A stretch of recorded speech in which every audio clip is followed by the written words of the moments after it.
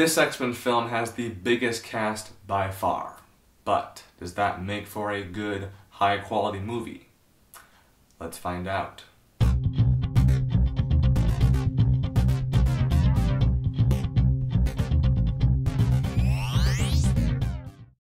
X-Men: Days of Future Past.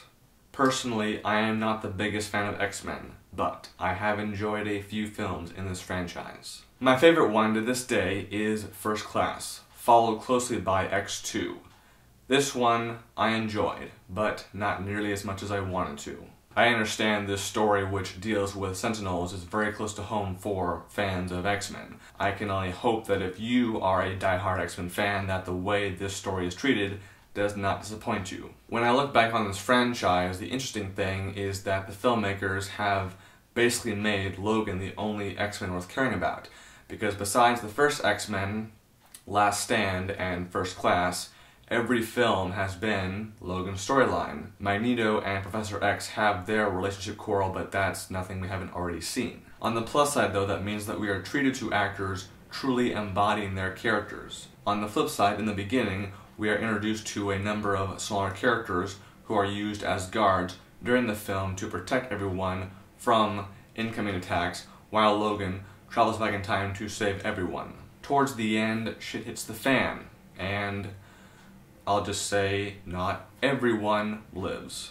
Obviously the film wants us to care about these smaller, more insignificant characters, so it's very dramatic, there's music going, the filmmakers want those tears to start flowing. Problem is, I don't know who these people really are. I just know what they can do. The effects for the powers were really well done, and Mystique's transformation in particular was its smoothest yet. The artists behind that deserve high praise. But I wish it had been worked out so that we could have seen the lesser known characters grow.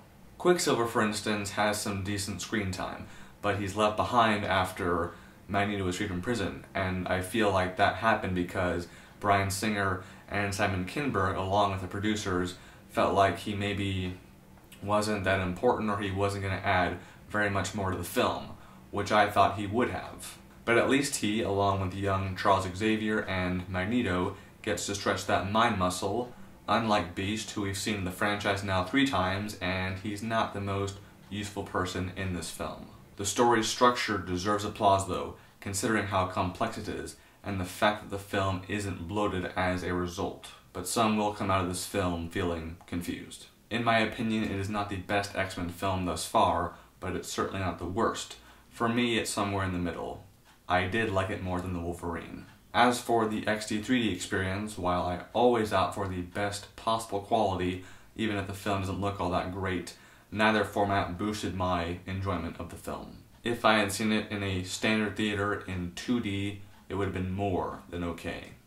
And with that said, the 7th installment in the X-Men franchise, can you believe that? 7 installments, holy crap, gets 3 out of 5 stars. Thank you very much for your time. Have an awesome day.